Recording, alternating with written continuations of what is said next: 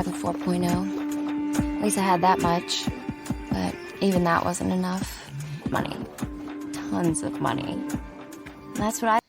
Hai guys, film kali ini menceritakan mahasiswa cantik yang membutuhkan uang dan di antara mereka memilih untuk jadi simpanannya angkel-angkel. Dari awalnya ragu, perlahan nyaman, dan berakhir dengan sesuatu yang tidak terduga. Yuk check it out. Film diawali dengan seorang mahasiswa cantik bernama Kara. Untuk membayar biaya kuliahnya, dia menjadi pelayan di sebuah warkop. Saat sedang bekerja, dia bertemu dengan roommate-nya yang bernama Sauna yang sedang nongki di sana. Tak lama dari itu, pacarnya yang bernama Justin datang ke sana. Tak sengaja, Kara melihat Sauna dijemput angkel-angkel menggunakan mobil mewah. Setelah warkop tutup, dia dihampiri bosnya karena si bosnya sudah tidak sanggup memberi gaji. Kara pun dipecat. Dia pun pulang dengan perasaan sedih dan kecewa. Esoknya dia terkejut melihat temannya mempunyai gaun yang super mahal. Sauna pun mengajak Kara ke pesta nanti malam jika dia ingin tahu bagaimana dia bisa membeli barang-barang mewah. You mean David? He's just a friend. A friend? Is that whose party you went to the other night? Malamnya mereka pergi ke sebuah pesta. Kara pun kaget melihat banyaknya kakak-kakak cantik yang menjadi anak dadakan angkel-angkel kesepian.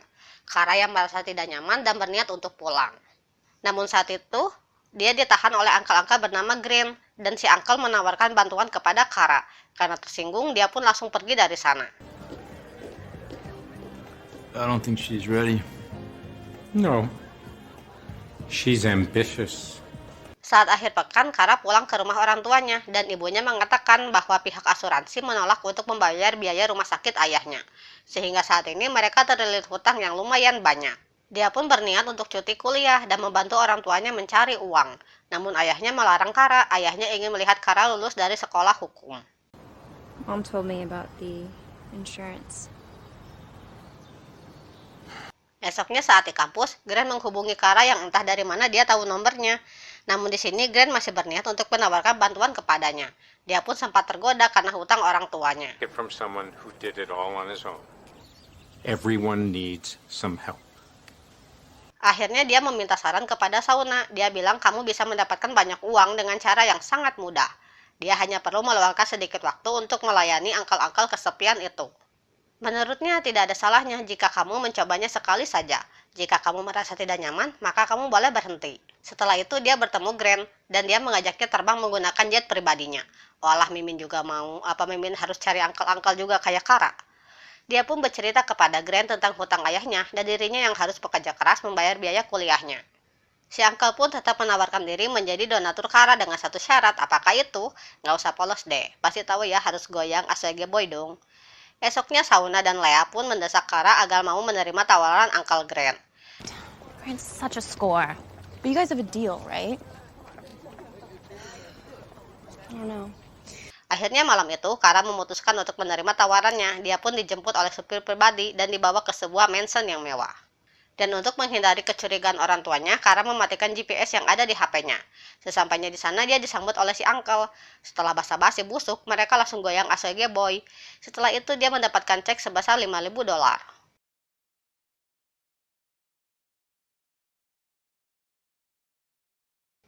Perlahan tapi pasti, Kara bisa mencicil untuk membayar biaya kuliahnya. Namun dia harus mengorbankan beberapa hal seperti dia harus membatalkan janjinya dengan Justin karena uncle mendadak ingin bertemu. You need a jump? Yes, please. Okay, pop the hood. Malamnya uncle berjanji akan membayar hutang orang tua Kara dan bahkan memberikan sepasang anting mewah. Sementara itu Justin yang mulai curiga pada Kara akhirnya mencoba bertanya kepada Sauna. Dan pada akhirnya Justin tahu kebohongannya selama ini dan juga pekerjaan barunya Kara. Walah ceput ternyata bestinya guys. Kara menjelaskan bahwa dia melakukan ini karena sangat membutuhkan uang. Justin yang ilfil pun memutuskannya. Stop. Just tell me he's not one of those sugar daddies. Beberapa minggu kemudian, Uncle memberikannya sebuah mobil dan dia mendapati janjinya untuk membayarkan hutang rumah sakit ayahnya.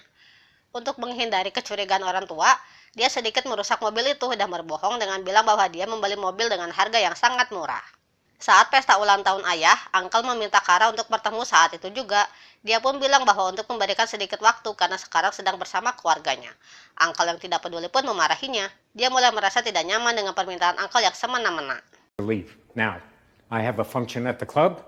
I want you to be there with me. I had them put you on the list so we can meet there. I can't.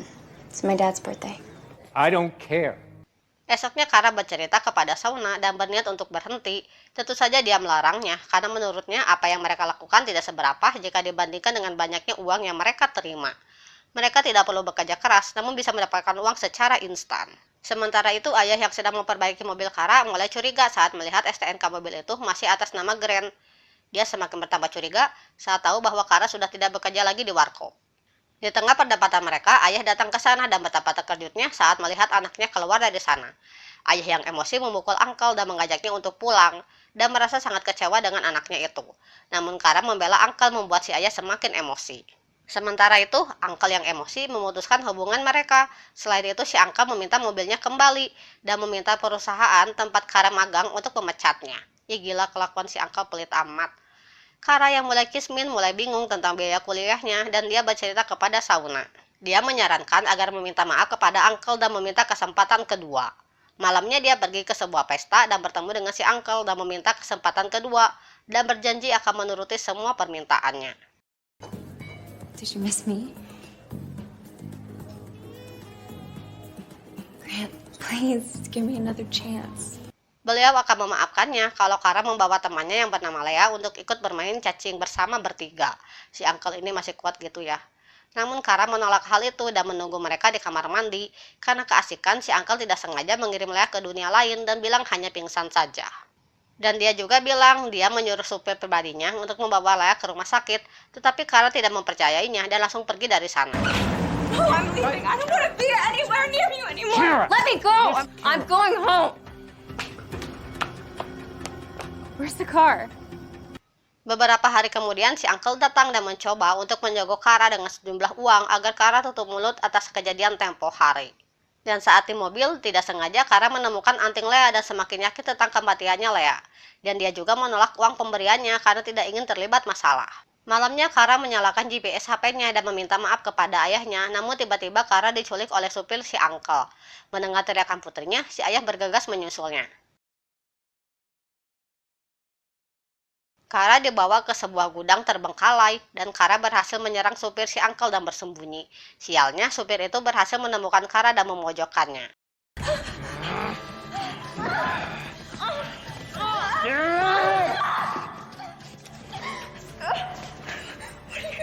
Di waktu yang pas, ayah datang menyelamatkannya. Setelah mengurus supir si Uncle, dia melaporkan perbuatan gilanya si Uncle kepada polisi. Dan polisi pun berhasil menangkapnya sebelum dia melarikan diri.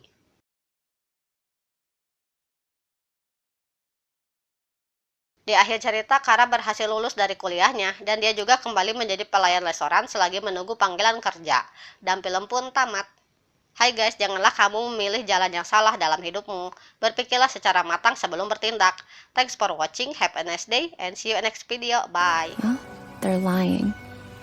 Because dreams and easy money, it's never just that.